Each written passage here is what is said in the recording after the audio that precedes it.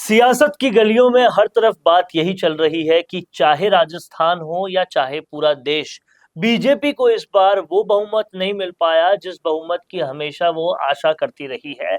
और कहीं ना कहीं राजस्थान में भी कम सीटें मिली और पूरे देश में भी पूर्ण बहुमत वाली सरकार बीजेपी नहीं बना पाई। ऐसे में प्रधानमंत्री मोदी का ये कार्यकाल कैसा रहेगा, कैसा वो काम करेंगे इस कार्यकाल में, इन सब मुद्दों पर बात करने के लिए मेरे साथ हैं बीजेपी की एक फायर ब्रांड कार्यकर्ता जो कहीं ना कहीं पूरी हर जगह पर, हर मंच पर पूरी प्रमुखता से और पूरी दृढ़ता से बीजेपी की बात रखती है, जिनका नाम है सरिता मित्तल। मैम, बहुत बहुत जी, बहुत शुक्रिया इस बहुत डिस्कशन में धन्यवाद। जुड़ने के लिए।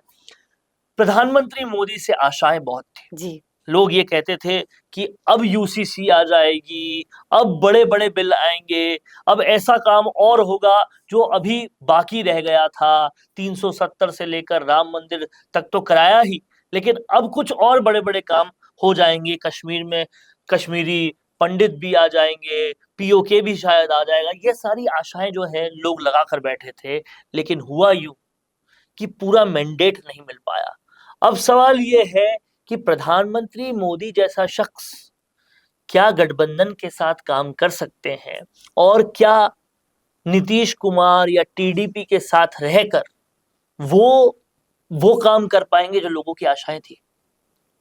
देखिए, इस बार प्रधानमंत्री जी के साथ थोड़ी-सी मतलब एक चैलेंजिंग वाली जो ये कार्यकाल रहेगा, बहुत चैलेंज वाला रहेगा। लेकिन मोदी जी इतने तरीके से और इतने अच्छे से उसको मैनेज करते हैं कि इस चैलेंज के साथ भी वो अपने पूरे कार्य पूरी सफलता से करेंगे, और जो लोगों की जितनी भी आशाएं थी वो पूरी कोशिश करेंगे कि उन आशाओं को पूरा करें।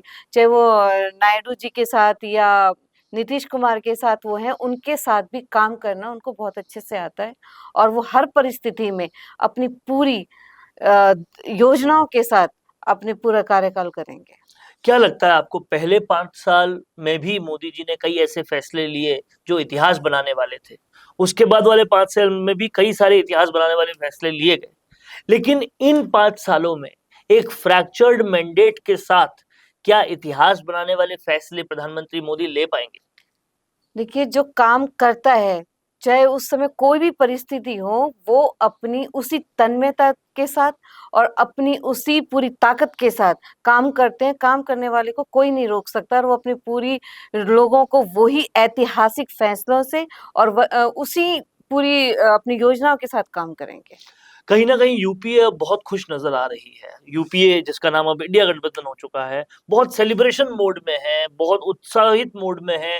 हर तरफ पार्टियां ही पार्टियां चल रही है, क्योंकि उनको लगता है उन्होंने बहुत बड़ी फतेह हासिल कर ली। लेकिन सबसे बड़ा दुख इस बात का है कि एक पार्टी वो है जो हार कर भी उनको लग रहा है कि जीत गए, लेकिन बीजेपी जिससे अपेक्षाएं बहुत सारी सारी थी, उनकी जीत भी ऐसी आई कि लग रहा है कि नहीं, ये तो हार की जैसी है। अब ऐसे में क्या यूपी, ये जो इंडिया गठबंधन का गठबंधन है, ये और सक्सेस कर पाएगा और आगे बढ़ पाएगा क्या? जब एक शख्स को, एक पार्टी को, अकेली पार्टी को हराने के लिए पूरी पार्टियां एक हो गई, तो आपको लगता है वो बहुत लंबे समय तक एक साथ काम कर सकते हैं? इससे पहले, उनके एक साथ होने से पहले, उनके जग जाहिर किस्से हैं उनके आपस में लड़ाई के। चाहे ममता बनर्जी हो, चाहे अखिलेश राहुल गांधी हो, उनकी लड़ाइयाँ वो तो सिर्फ मोदी जी को हराने के लिए एक हुए हैं।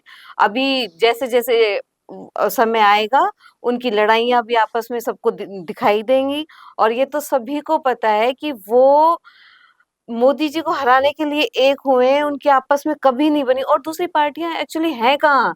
वो सारी कांग्रेस से टूटी हुई पार्टियाँ ही तो हैं।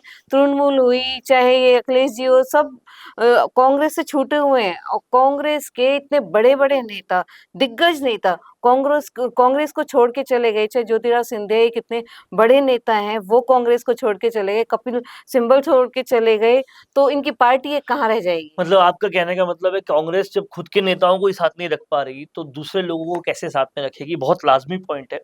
दूसरी बात मैडम ये भी है कहीं ना कहीं कि जिस तरीके से ये इंडिया गठबंधन मिला है, केजरीवाल भी पहले कांग्रेस को ही गाली देते थे, अब मिल गए। कई लोग ये भी कह रहे हैं कि ये मेल जोल का खेल इसलिए है क्योंकि अंदर तिजोरियों में जो माल भर के बैठे हैं, कहीं ईडी इनके पास ना पहुंचे। ये तो सबको पता है कि चोर सब एक होते ही हैं, और भाई एक दूसरे की बात ढकने के लिए वो एक होते हैं कि भाई आप मेरी मत कहो, मैं आपकी नहीं कहूँ।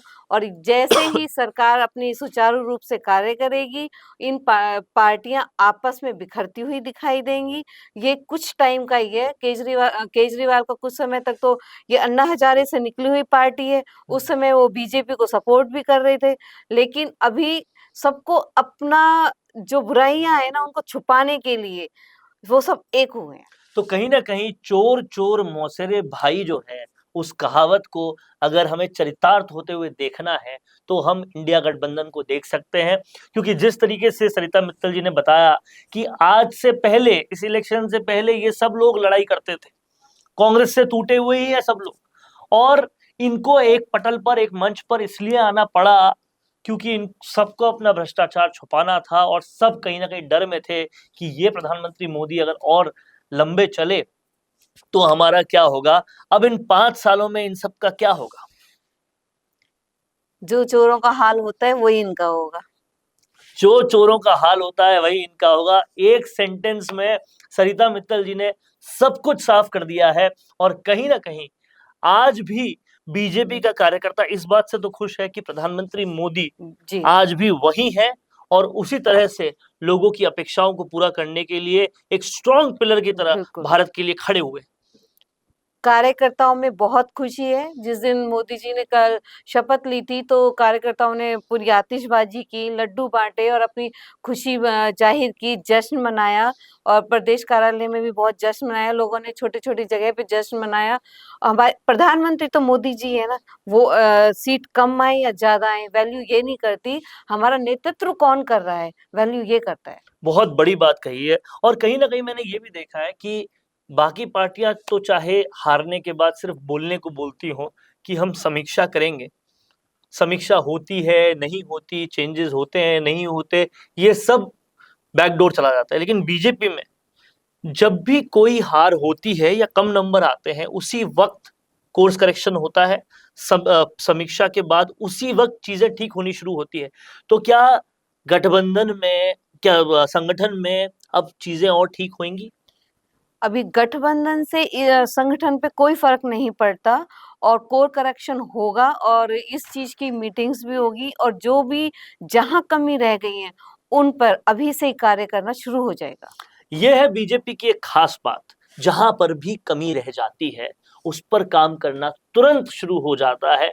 और यही वजह है 11 करोड़ से ज्यादा कार्यकर्ताओं की एक शानदार फौज होने के बावजूद भी जो डिसिप्लिन है, जो ऑर्गेनाइजेशन है, वो सबसे ज्यादा बीजेपी में है।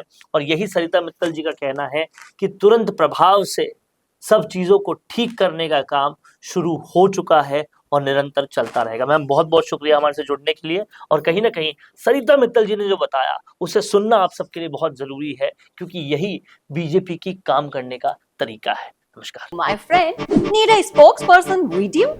So I have the solution to your problem. Hey, I'm Chetna and I am an India-based presenter. I come from news, acting, drama and performance background. That means I can attend your expectations very well. That's what good marketing is all about. So, if you want something serious and cooperating terms, I can deliver that for you. If you want casual or professional or anything in between, I can do for you.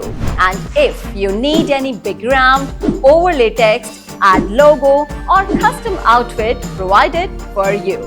So, if you want to know more, check out my gigs available on account and message me. I will get back to you as soon as possible.